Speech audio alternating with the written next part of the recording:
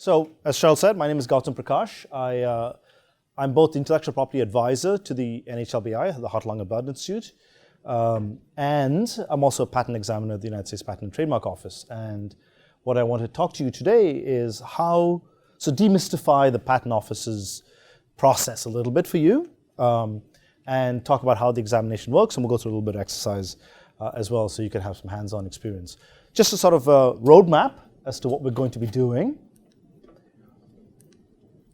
The first thing we're going to look at is how a patent application reaches me, an examiner. And we'll look at how the Patent Office actually examines patent applications. So I'll have a break. And we're going to look at how the claims change during the examination process. Now, this is important for you to understand. And the last thing we're going to do is an exercise, and we're going to have a mock interview. You'll form teams, and you'll interview a case with me as if I were the examiner. Okay, so that's a little bit of exercise that we can go through. And at least for the first part, maybe some of you are wondering how actually these applications do get to me and what I do with them. So we'll start there. And before I get going, we want to get the terminology correct just as a warm-up. So, I don't think this picture was taken today, Cheryl, but could have been taken today. And so you hear statements like this: I shovel the snow, the parking spot is mine. Now, it's not entirely an accurate statement. A more correct statement would be, I shovel the snow and I call dibs in the parking spot, because you don't actually own the parking spot that you've shoveled. Now, if you're talking to people like me, I was a DNA person, and if I heard this statement, DNA polymerase transcribes DNA, that would raise some flags in me, because it replicates DNA.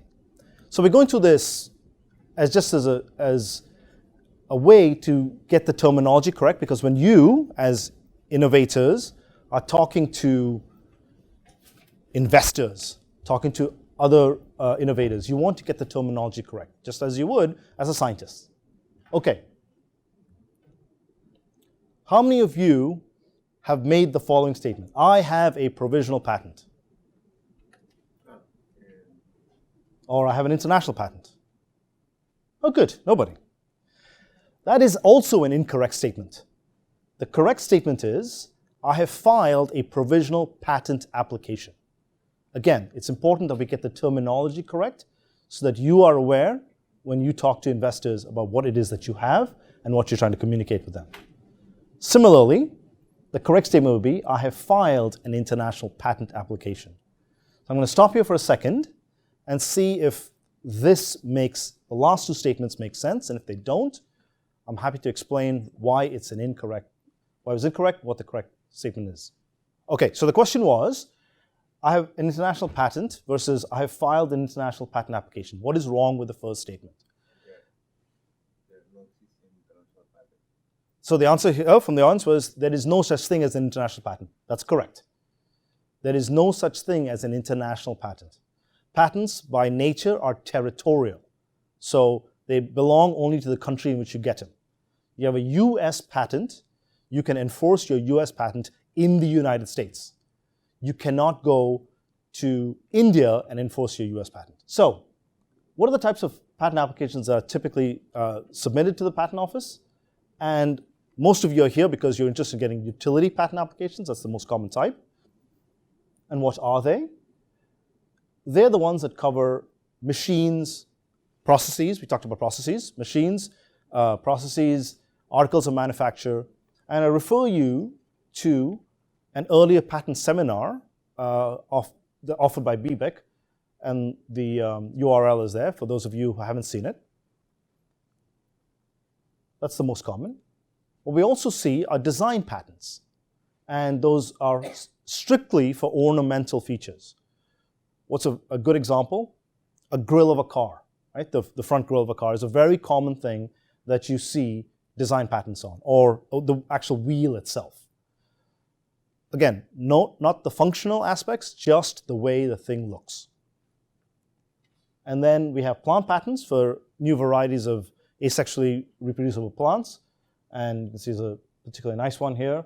And if you ever do get one of these, when they give you the actual plant patent, they will print it in color. So you may want to go get one of these because they're pretty cool.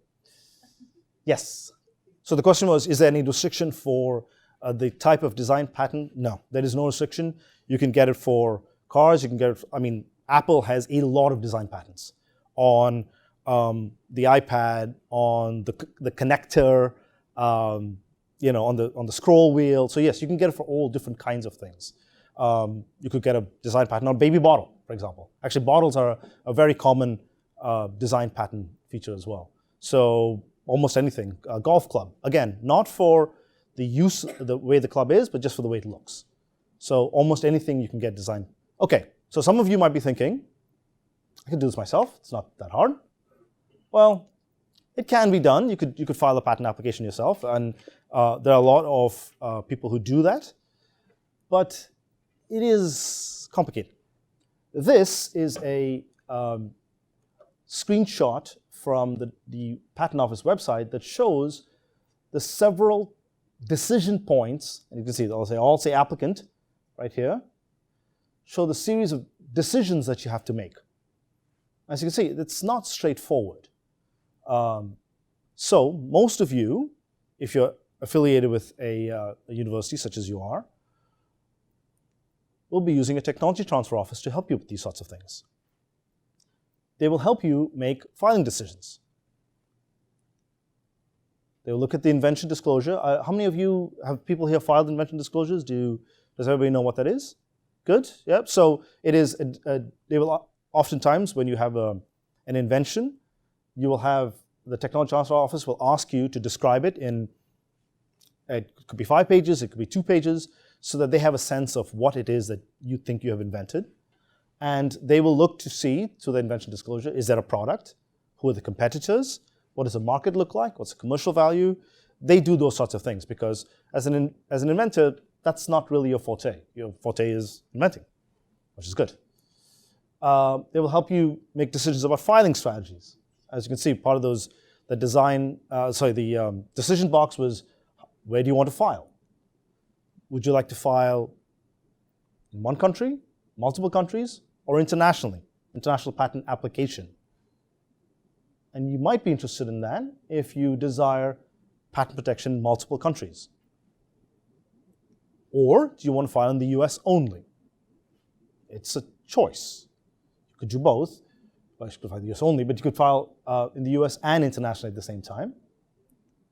And if you do, what kind of patent application would you like to file? And some of you may have heard these terms, provisional, non-provisional. Non-provisional is another term for they're both types of utility applications.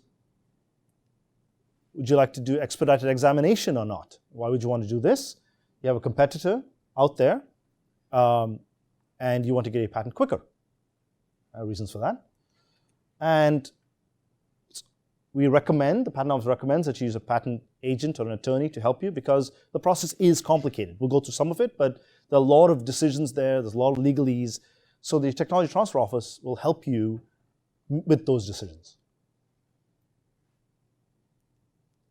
Okay, so here's a term that we've heard often, provisional patent application. And after this evening, I don't think anybody's going to use the term provisional patent because, again, there is no such thing. What is it? And the best way to think about this is it's a temporary demarcation of your rights. Okay? And it lasts for a maximum of 12 months. So you have an invention, you are still developing it for argument's sake, and you want to put a stake in the ground. I have invented this at a particular point. So you file a provisional patent application, and that gives you 12 months to do something else. You could file a non-provisional patent application after that. You could file an international patent application, or you could file in various other countries. But it's important to realize that you do only have 12 months because after that, you lose this demarcation line. You lose the filing date. So within 12 months, you need to do something. And I just want to remind you that a provisional patent application is never examined, and it's never published. So it's just a way, it's a relatively inexpensive way for you as inventors to put a stake in the ground. Okay? And oftentimes you will hear TTOs, technology transfer officers, recommending that you file a provisional because maybe you haven't fleshed the invention out as much. Okay? So just so, again, this is so you understand the terminology, what you have. Okay? All right. So you file something, or your technology transfer officers file it. How does it get to me eventually? This is a picture of the United States Patent and Trademark Office headquarters in Alexandria, Virginia. And I work in one of these buildings over there. If you work with the Technology Transfer Office, they will probably do electronic filing. And most of you who've filed for grants probably know there's a very similar system with the NIH and so on. So that's electronic filing system, EFS Web. You could, if you lived in Alexandria or close by in Washington, D.C., actually physically show up at the patent office and drop it off at this window. And when I was a practicing attorney, we would do that. We'd have a runner like at 5 p.m. every night, running stuff over to the patent office. Less frequent, but it does still happen. People still fax things. And I suppose you could still drop it in the mail and have it get to me eventually. Okay, so it's in the patent office. What happens? The first thing is that we have contractors that do initial scan of each patent application. And what are they looking for? Is the application complete? Right? If it is not complete, you get a notice of missing parts. And that tells you what pieces are not complete. Now remember, once it gets in, you're assigned a filing date, which is good. To keep the filing date, you need to fix whatever's missing. For example, you said, I have drawings 1 through 10, and drawings 1 through 10 were not included in the application. You'll get a notice that says, it looks like you need drawings, send us drawings 1 through 10. And you get, let's say, 2 months to do it. Do it, you get to keep your date. If you don't, your date is the date that your application is complete. Okay, the application is complete. Then what? It goes through one of 9 technology centers within the patent office. So I'm a chemical bio person. I don't know much about examining computer applications or mechanical devices. So we have all those broken out into different areas. And there are 9 of those. And within each technology center are several groups of examiners called art units. And I work in one of these art units. So there are, I think, 12 of us in an art unit. Okay, so eventually, yes. So the question was, if you filed a provisional patent application, do you get to keep your date throughout the process, even through a non-provisional application? The answer is yes. You get that date. The question is, the issue really becomes, how much of your non-provisional looks like your provisional application? So if there is a 100% concordance, that essentially you've taken your non-provisional and then just converted it to a non-provisional, no problem, you get the date. If you've added new material, that's when you get into what date are you entitled to. Some, what we call subject matter, is entitled to the earlier date because it was there from the beginning. Some may be entitled to a later date as to when you added the information. Sorry, one small question. Yes? If you don't use the route in which you're filing a provisional patent application, you go straight for a non-provisional patent application, what determines your date? Is it the time you turn in the first version of the application, even if there are errors and things missing, or is it when it's complete? So the question was, if you do not file if you do not file a provisional application and you go straight to a non-provisional application, what is the date that you get for the application if it has errors and missing parts? Well, most often you get the date that you actually first filed it. Typographical errors, not a problem. Okay? Missing part errors, missing parts, as you're given a time period to fulfill them. And if you fulfill them, you get to keep your original date. If you don't, then you, and the time period is passed, then you get the new date in which the application was complete. So when you get a notice of missing parts, give us the missing parts, right? Because you want to keep that date. And the patent office gives you a lot of time to satisfy that. Okay, anybody else? Good.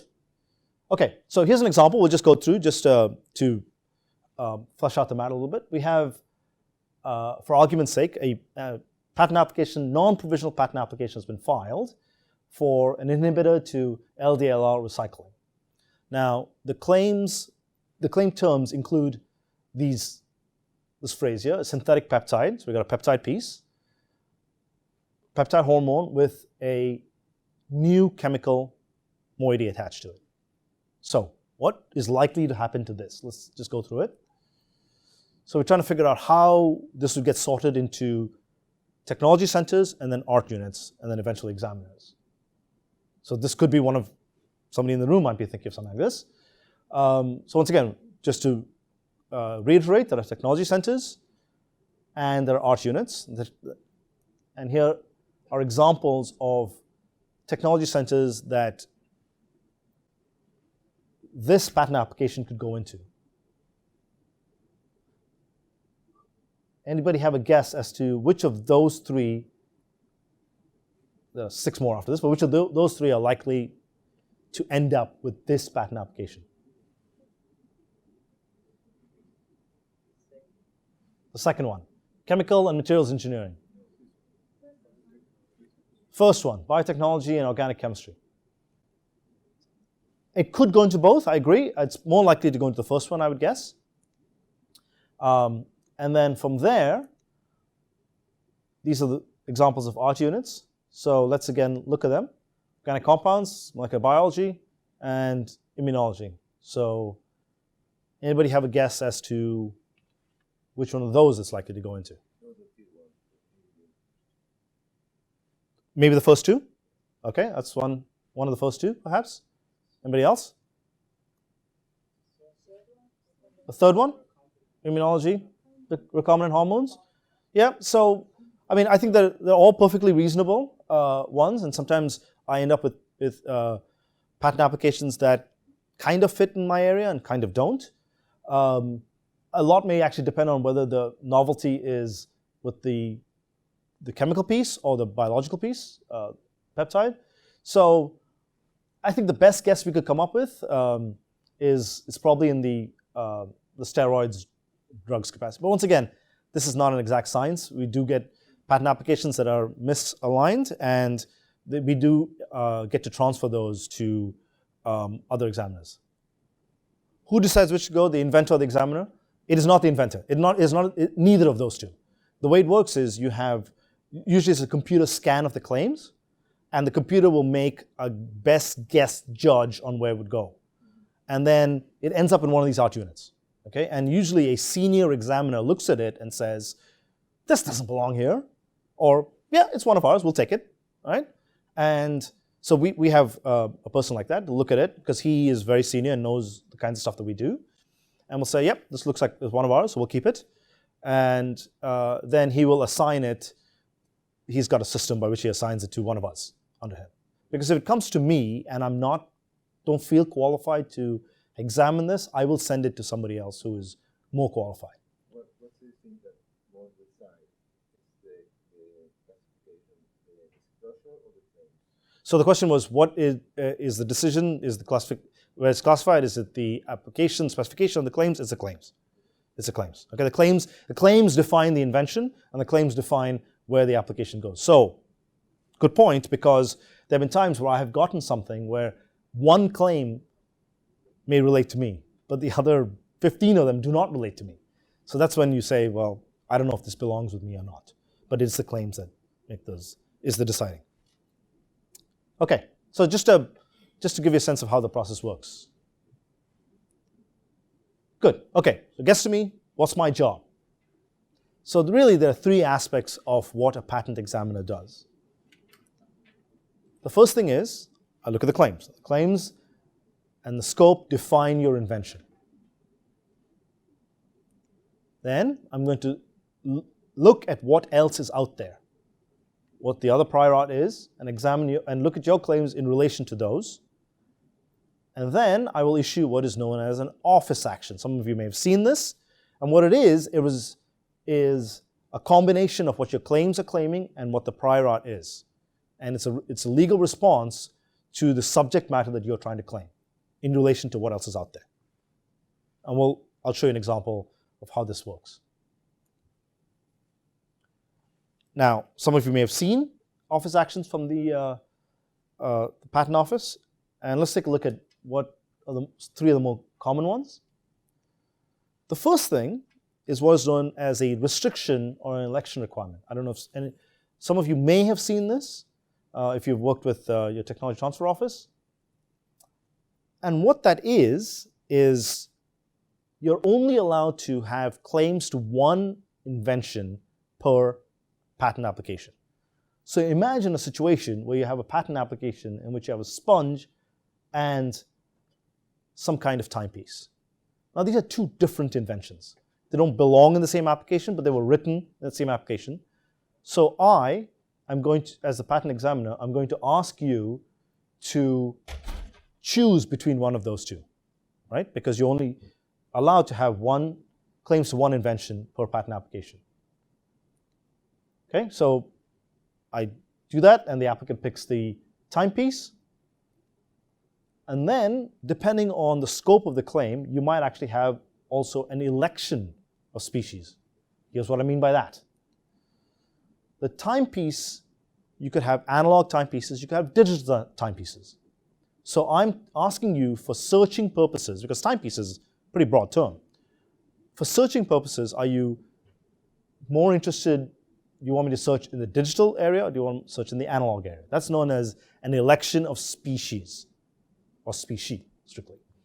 Because the claim is generic to these two species, timepiece. I'm asking you to pick one species. Then, once you have done that, I will examine the patent application, and you will get a non-final, it says rejection, typically ends up being a rejection, but it's a non-final office action. And it shows you have a lot of possibilities after that. I want to contrast that to a final rejection, final office action, where your options are much more limited. And we'll talk about what your options are later. So these are the three most common things that you'll see. Others include notice of allowance, which is good. You could see advisory action and some others. But these are the restriction, non-final action, and a final action, the three most common things you'd see coming from the Patent Office. Well, let's go through what the examination process actually looks like. So I get it, I read it, the specification, that's what you've written, the claims, what you're trying to cover. And the first thing I do is I decide, do you have one or more than one invention? We talked about that. It's called a restriction requirement. And if you do not, and all your claims are directed to one invention, well, I will go and search the prior art databases based on your claims. Okay? On the other hand, if you have multiple inventions, that's when we get into the restriction requirement. I prepare it, I send it to you, and I say, you're the experts, you have two inventions here, pick one. I'll say, okay, I've picked the timepiece, and it comes back to me. Now I know which one to go search, not the sponge has gone away, and I will search the prior art databases for timepieces. Yes? So the question is, you have a restriction requirement and you elect one invention. What happens to that invention? And you get to keep the date of the filing. So let me answer the second question first. You get to keep the date of the original application that had both inventions in it. The invention that is not elected, a couple of things can happen to it. The first thing is you'll file what is known as a divisional application if you want to pursue those claims, right? Because think about it. I have divided your application or claims into two sections, the timepiece and the sponge. You say, I'm interested in both, but I would like you to examine the timepiece first. Okay, so you can file a divisional application on the sponge claims the next day. That's fine. Or you can wait until before the timepiece claims issue and then file the sponge claims, because you might say at that point, I'm just not interested, right? But you get to keep the date of the filing of the patent application that had both sets of claims in it. Okay, and it's called a divisional application, and it would not be another provisional. So the question was, if you had a restriction requirement, how long can you wait before you file a divisional application? The answer is you can wait until the date that the first application issues, right? So typically what happens is this. If you know you want the second invention claims early, you can file a divisional right away. But the latest you can is the date that the first application issues. So when it issues as a patent, that's it. You cannot, then you lose the you lose the connection to the date. But as long as the application is pending, which is not issued, you get to file a divisional at any point. Okay, so then it's up to the date of issuance of the elected invention. All right? Nice, good questions. Thank you. Okay, moving on. So you've elected an invention, if I've forced you to, then I have looked at the scope of your claims. I have then examined the prior art databases, and I prepare a non-final action. Right? You cannot get a final action right away. The first action is always non-final, because you, as the applicant, should have an opportunity to respond to my objections or rejections. So that's what I would do. I would object. I can object to the claims, the specification. So if there are typographical errors, I could say, fix these. If you're missing a drawing, well, you're usually going to notice some missing parts, but sometimes they miss that, and I could say your drawing is unclear. I mean, I don't know what the scribble is. Please have a formal drawing submitted, or a clearer drawing. And then I'll reject your claims based on sections of the United States Code that you have already seen in a prior seminar, the patent seminar. So what do they sound like? 101, 102, 112, 103. These are sections of the United States Code that permit me, as a patent examiner, to reject your claims. Okay, so my rejections have to fit under one of those sections. I can't just say, I don't like it, right? So I have to give a reason, and it has to fit under one of the legal sections of the United States Code, the laws that I have to.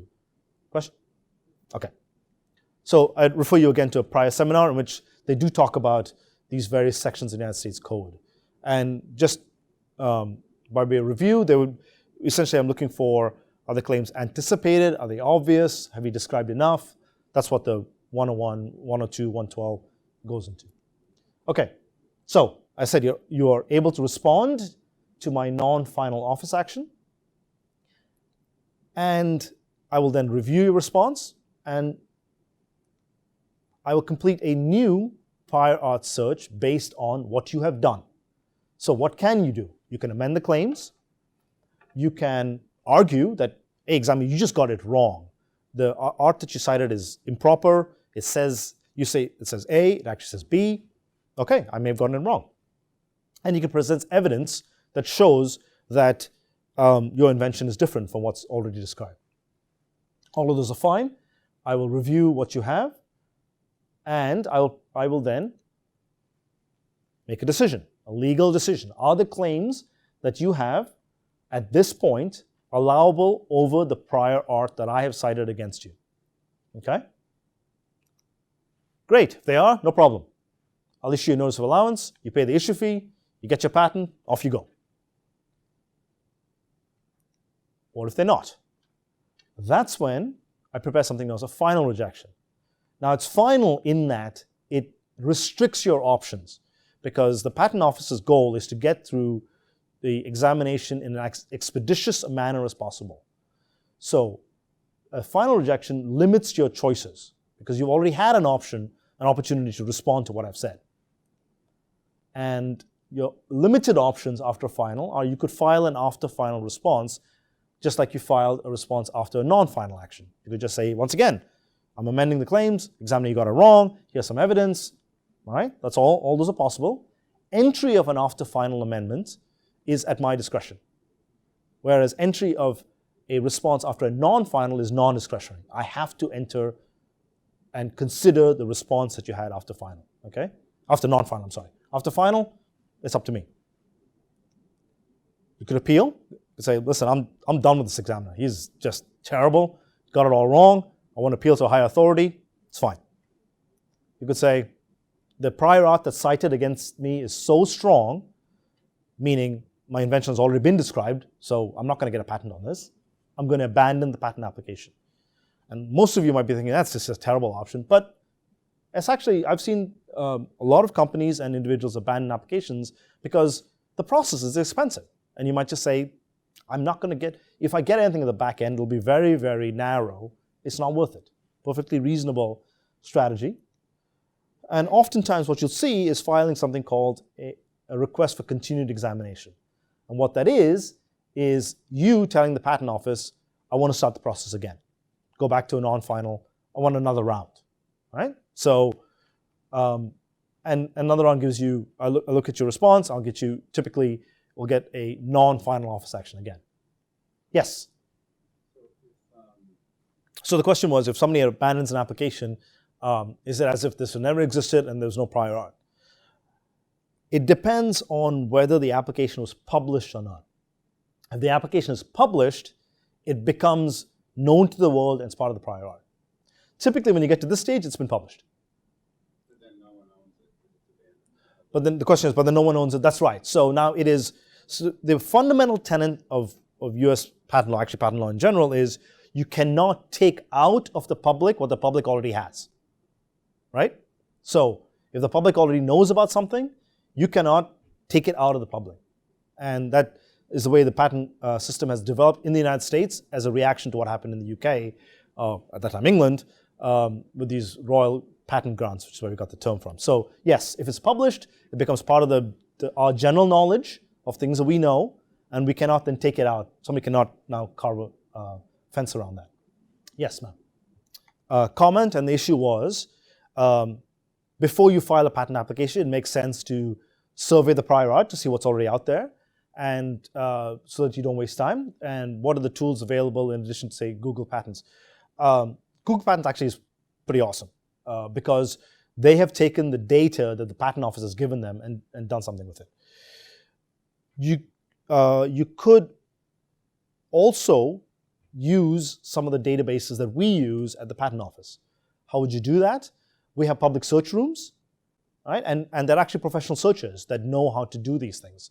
So the companies, for example, will hire professional searchers and say, before we waste our time filing, go use the same tools that an examiner would use. Think like an examiner, essentially.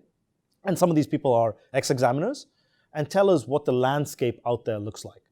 Okay, and some of these tools, we call them East, West, and what they are, East is Examiner Application Search Tool, West is Web-Enabled Search Tool. So these are some of the terms that you might hear, East, West. And so they're search tools that we within the patent office use, databases, so that you could do that as well. Most of the time, I have to say, you are the expert about what is actually out there, right? Because you are in that field. So it is very common that you are your best source of what the rest of the landscape, patent landscape. It doesn't have to be patent landscape. What the intellectual property and publication landscape looks like. So it's typically you. Yes?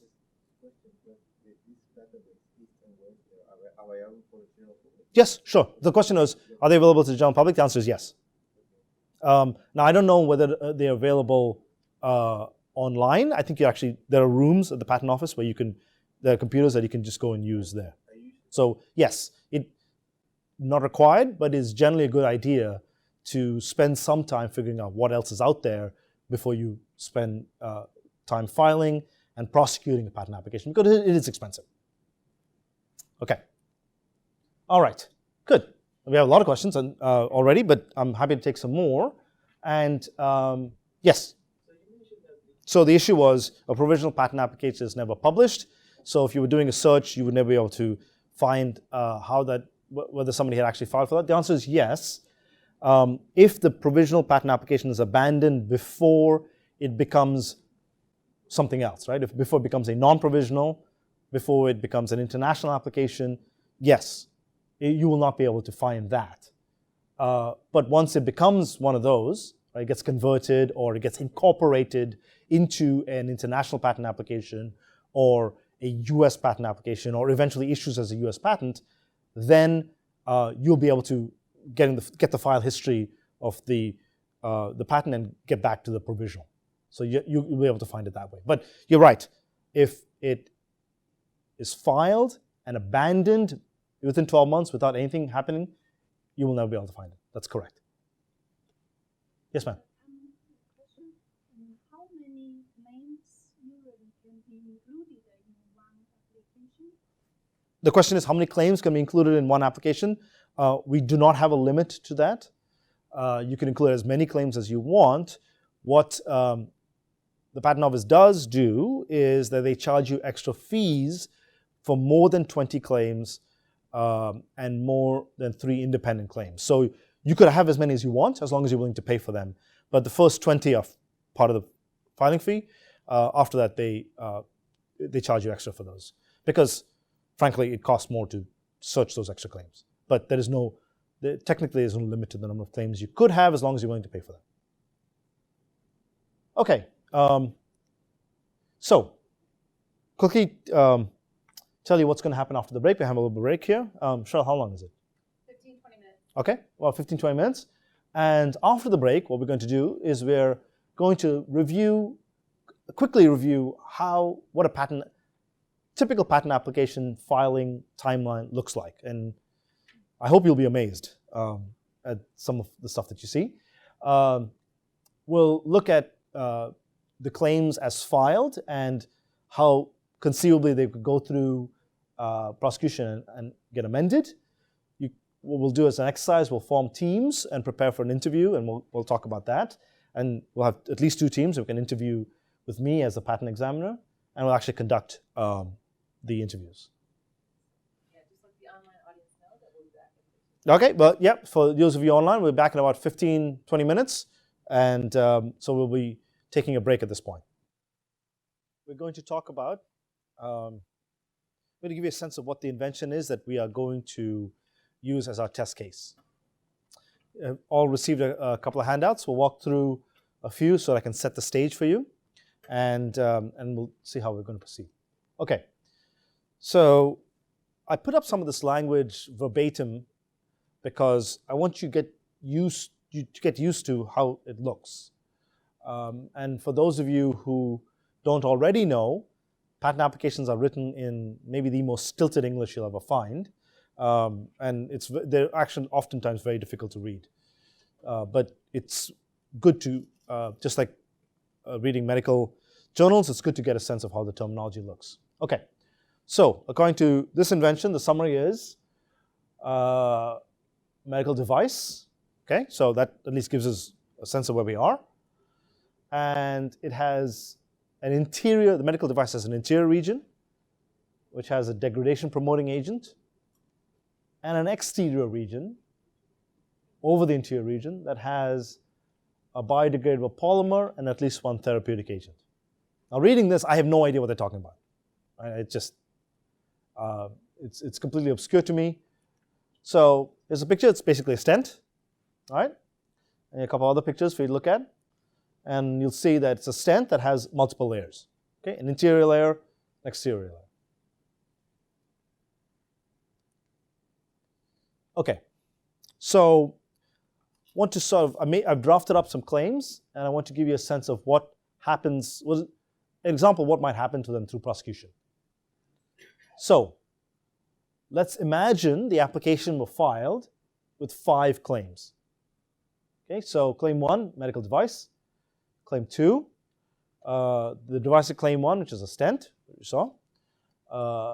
Claim 3, device of claim 1 is a catheter. Remember, it's a medical device, right? It's a genus claim that could be a stent or a catheter. Both of them fit into the category of medical devices. Claim 4, method for administering a therapeutic agent by using the device.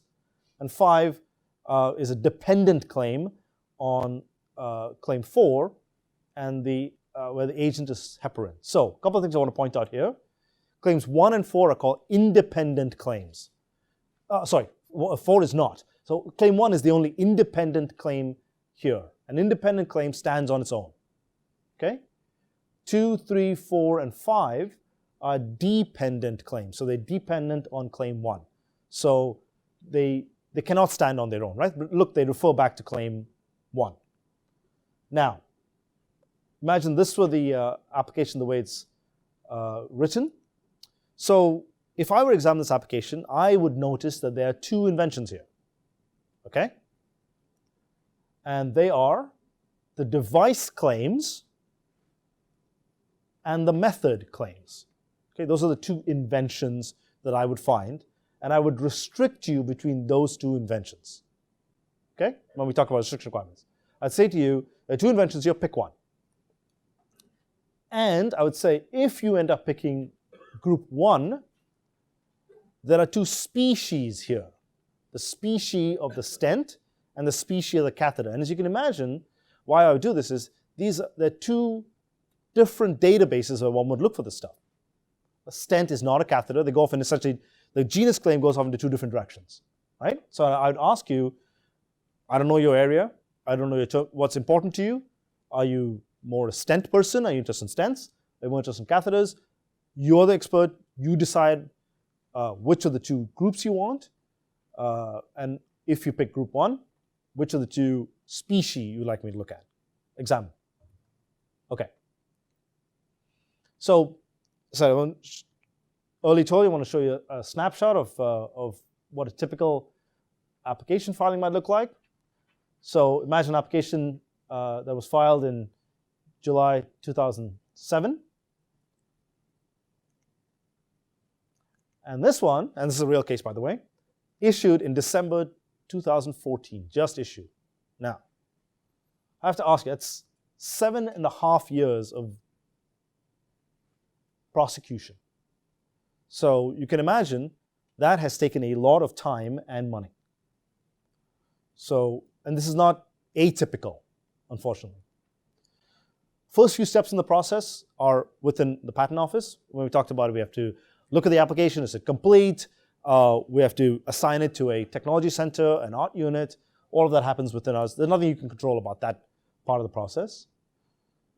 In this application, there was a restriction requirement, which you just talked about. That led to a response from the applicant.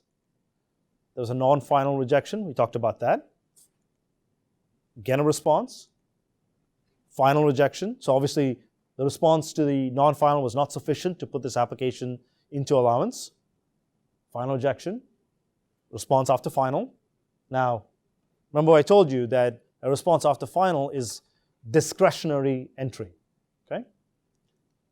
In this case, this is a new type of action you haven't seen. It's called an advisory action. What happened here was the examiner said, I am not entering your after final response, and here are the reasons why. I'm advising you that I'm not doing that. Okay? It's common. And so then they filed their first RC, or request for continued examination. Now I'm sure it's a signal to you that there are more to come. And certainly there were a lot more to come. Okay? So this is, again, sadly not atypical. Actually, the 7.5 years close to an average for the duration of the process? So the question was, will the 7.5 years be close to average? There's no answer to that. It really depends on the technology, and it depends on, some of it has the delays are within the patent office, but a lot of the delays actually come from how much time the applicant takes to respond and how they respond. So I can't say it's typical, but as I said, sadly, it's not atypical. I have cases on my own docket that have been going on for at least 5 years, and I don't see there's any end in sight for those yet, right? So it's not atypical. Okay, so we had our set of claims. As an example, let's see what is likely to happen. So here are the claims that the way they were. You'll notice claims 4 and 5 are grayed out because there was a question earlier as to what happens to these claims. Now, in this case, they were withdrawn because the applicant decided to elect the device, go with the device, versus the method of using the device. Okay? So group 1. And they withdrew the claims, but they're still there. Right? They're still around. Because notice they're dependent on claim 1. So they're still withdrawn, but they're not being examined, but they're still part of the application. They haven't yet filed a divisional application on those claims, if they choose to. And remember, I also gave them an election of species. Do you interested in stents? Are you interested in catheters? They said stents are the way we want to go. So catheter claim was cancelled. And at some point, they amended claim 1 to include the limitation of claim 2 and some other things. Okay, so what has happened here is claim 2 has been cancelled. And what we have is the medical device is a stent, right? Remember, claim 2 originally was the device of claim 1 is a stent. They put it into claim 1. And they've added another feature saying that the stent has a metal stent body. Yes? So these choices are requirements along the process, right? So the question was, are these choices requirements along the process? They are responses based on examination that has happened. So what has happened here, most likely, is that the examiner has rejected claim 1 the way it was written based on some prior art.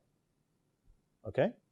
And the applicant, in response to that, has made these amendments to try and overcome that prior art, which is what we will do in our exercise. I see. So when claim 2 made its way into claim 1, is the specificity a requirement, like they picked a metal stent over a ceramic, or is that a requirement, or is that trying to negotiate with the examiner? So the question was, when claim 2 made its way into claim 1 and they amended it to metal, was that a requirement or a negotiation? It's the latter. It's the negotiation with the examiner as to what subject matter is allowable. Okay? Good. All right. So this, I've just rewritten it for you. This is the claim that we're going to work on. Right? So I'll read it slightly. So stent, it has a metal body. It has an interior region that is a degradation promoting agent, an exterior region, and the exterior region has this biodegradable polymer and a therapeutic agent. So what you have in front of you is a patent application, this claim which we'll work off, and just imagine this is the only claim pending, and a piece of prior art. Okay, and what we're going to do is we'll form teams and we'll interview. Your job is to try and overcome this piece of art and that claim and use what's in the patent application to get you there. Okay? So in order to do that, what you're going to do is, these are the kinds of questions that you think about in advance of coming and interviewing a case with me. Okay?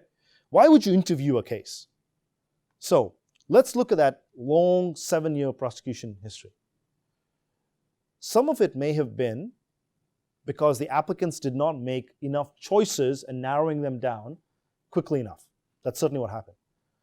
Others could have been that they didn't talk to the patent examiner and say, okay, let's understand and get to what subject matter is allowable.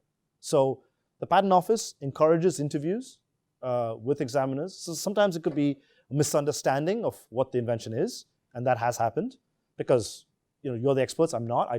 I look at the art and I try and understand it as best as I can, but you're the experts, so you might bring somebody in to explain mechanism or terminology to me.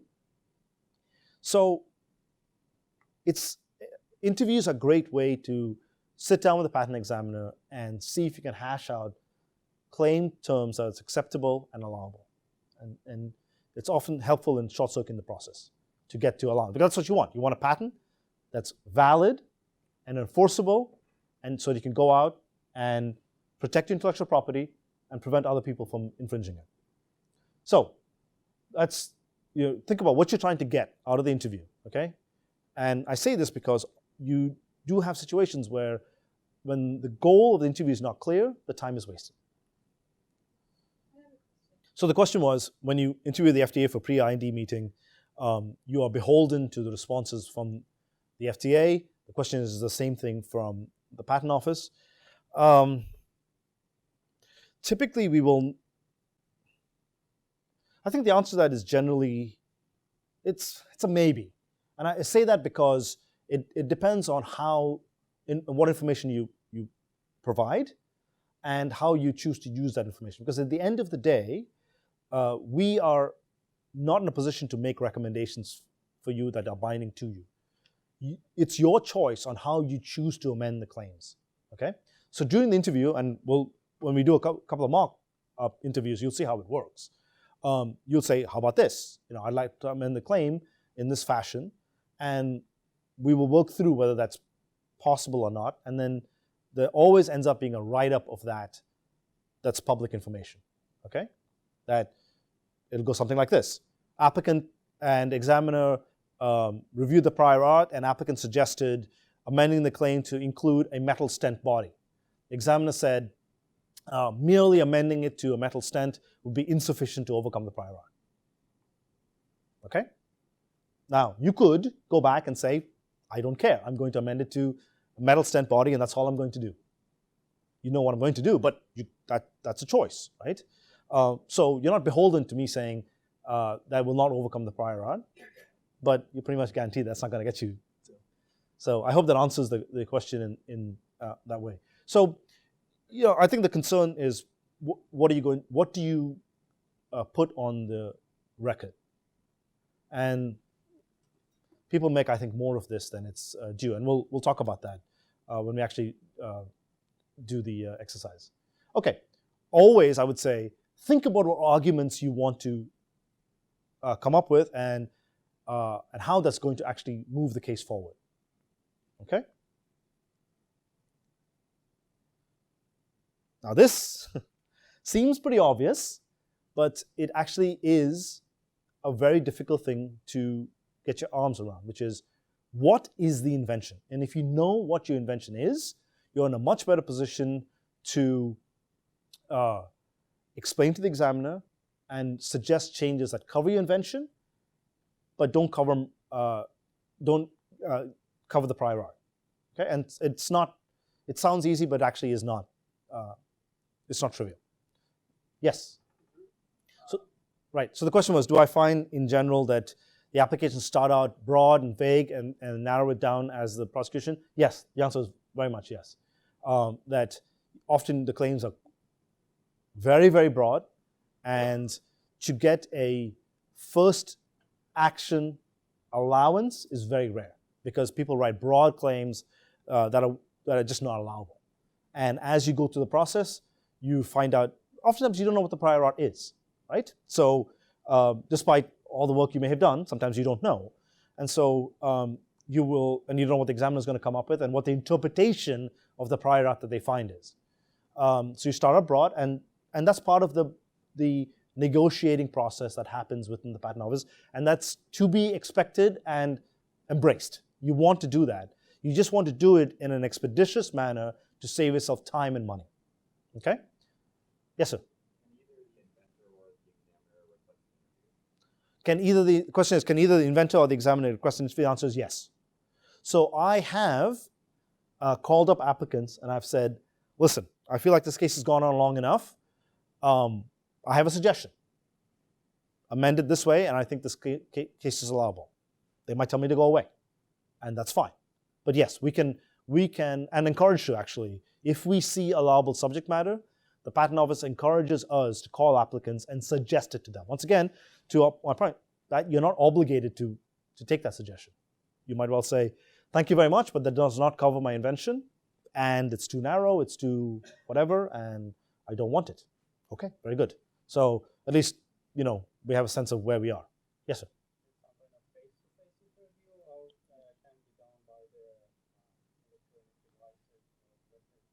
So the question is, face-to-face interviews, or can it be done by other electronic devices? In the past, it almost always was face-to-face. Now you can do it in other ways.